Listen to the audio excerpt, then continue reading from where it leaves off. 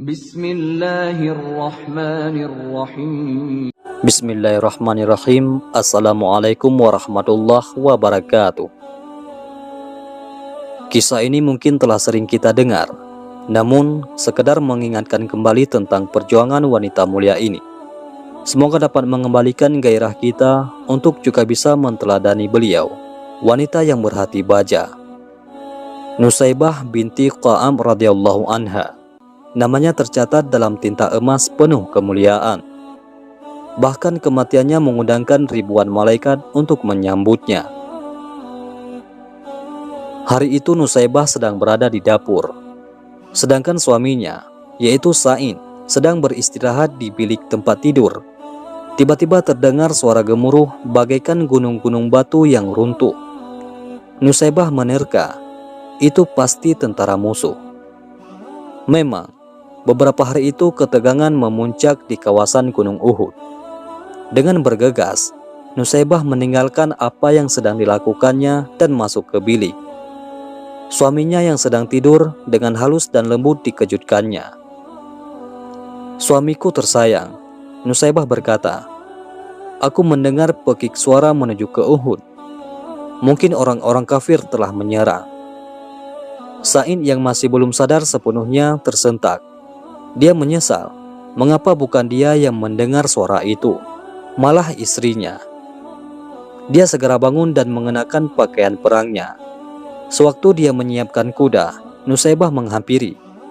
Dia menyodorkan sebilah pedang kepada Sa'id. "Suamiku, bawalah pedang ini. Jangan pulang sebelum menang," kata Nusaybah. Sa'id memandang wajah istrinya.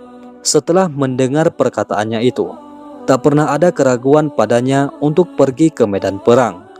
Dengan sigap dinaikinya kuda itu, lalu terdengarlah derap suara langkah kuda menuju ke utara. Sa'id langsung terjun ke tengah medan pertempuran yang sedang berkecamuk. Di satu sudut yang lain, Rasulullah melihatnya dan tersenyum kepadanya. Senyum yang tulus itu semakin mengobarkan keberanian Sa'id. Di rumah, Nusaybah duduk dengan gelisah. Kedua anaknya, yaitu Ammar yang baru berusia 15 tahun dan Sa'ad yang 2 tahun lebih muda, memperhatikan ibunya dengan pandangan cemas. Ketika itulah tiba-tiba muncul seorang penunggang kuda yang nampaknya sangat gugup. "Wahai ibu, salam dari Rasulullah," berkata si penunggang kuda.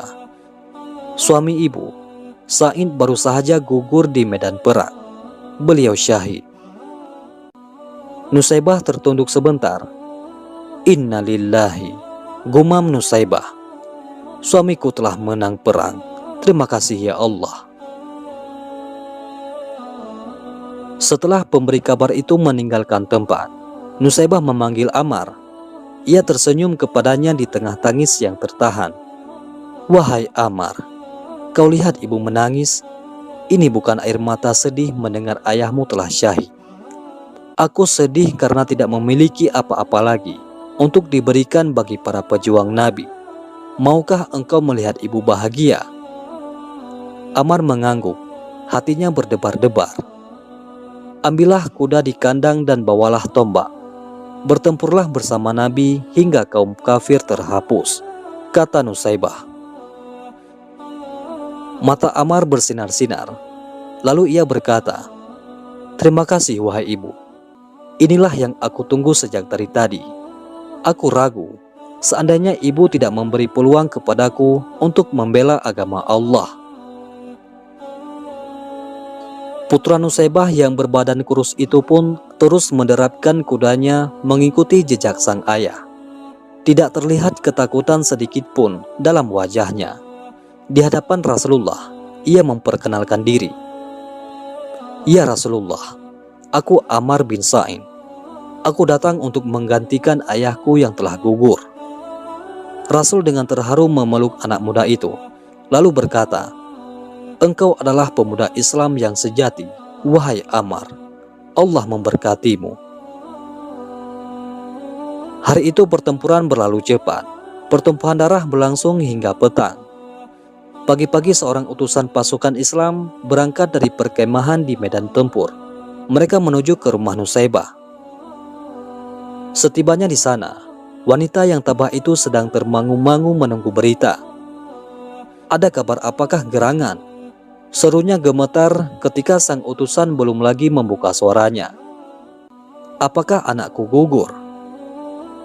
Utusan itu menunduk sedih. "Betul." "Innalillahi." Nusaibah bergumam kecil. Ia menangis. "Kau berduka, ya Ummu Ammar?" tanya si penunggang kuda itu. Nusaibah menggeleng kecil. "Tidak, aku gembira. Hanya aku sedih. Siapa lagi yang akan kuberangkatkan? Saat masih kanak-kanak," jawab Nusaibah. Mendengar itu, Sa'ad yang sedang berada tepat di samping ibunya lalu berkata, "Wahai ibu, jangan remehkan aku. Jika engkau izinkan, aku akan tunjukkan bahwa Sa'ad adalah putra seorang ayah yang gagah berani." Nusaibah terperanjat.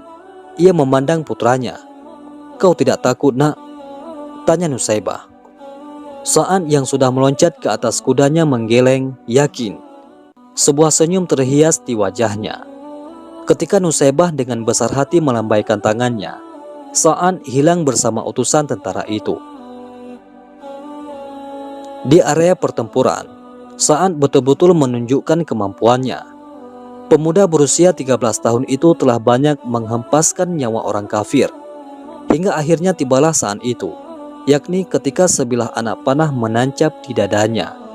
Sa'ad tersungkur mencium bumi dan menyerukan, "Allahu Akbar." Kembali Rasulullah memberangkatkan utusan ke rumah Nusaibah. Mendengar berita kematian itu, Nusaibah meremang bulu tengkuknya.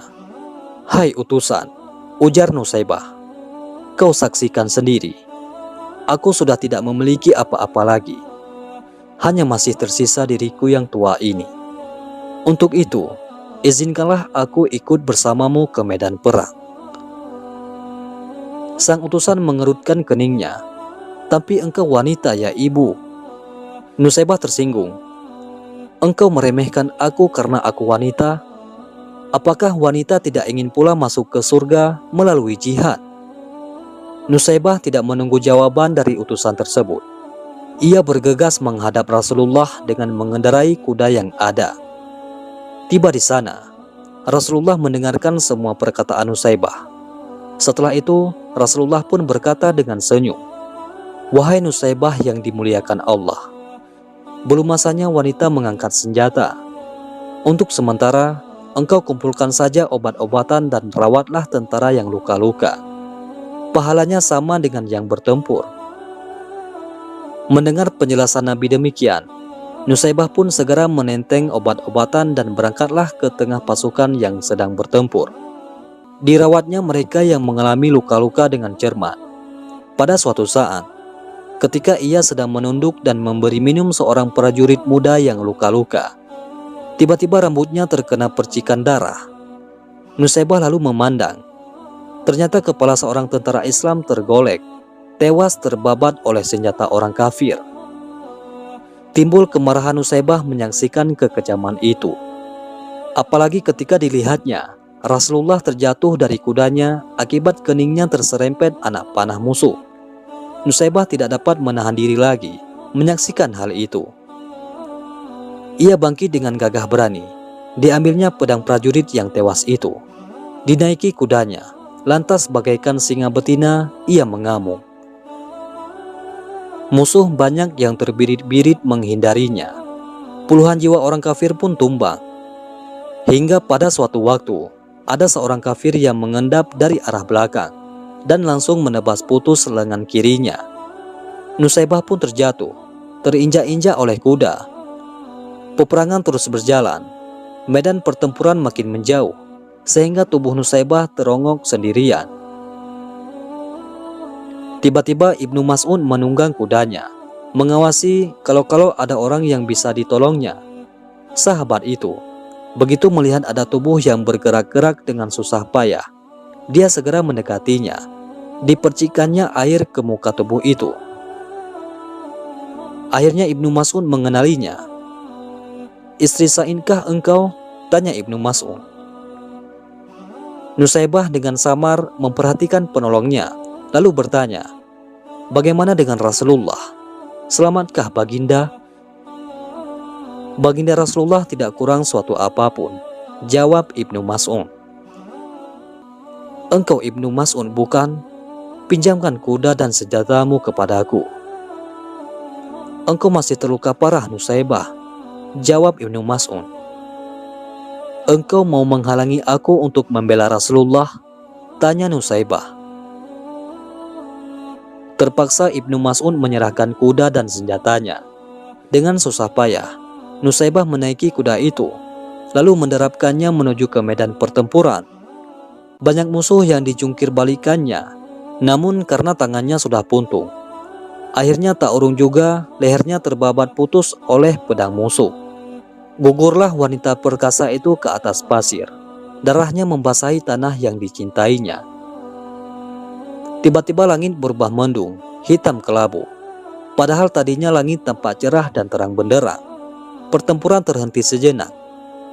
Rasul kemudian berkata kepada para sahabatnya, "Kalian lihat langit tiba-tiba menghitam, bukan? Itu adalah bayangan para malaikat yang beribu-ribu jumlahnya. Mereka berduyun-duyun menyambut kedatangan arwah Nusaibah, wanita yang perkasa." Subhanallah, Allahu Akbar, Allahu Akbar, Allahu Akbar.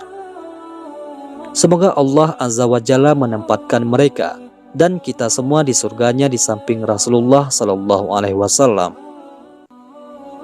Kisah penuh inspiratif ini seharusnya dapat mengunggah jiwa juang kita agar tidak cengeng melepas anak-anak yang sedang berjuang. Kalau ingin anak menjadi kuat, maka kita harus menjadi ibu yang kuat terlebih dahulu. Wallahu a'lam bishawab. Mudah-mudahan bermanfaat. Assalamualaikum warahmatullahi wabarakatuh.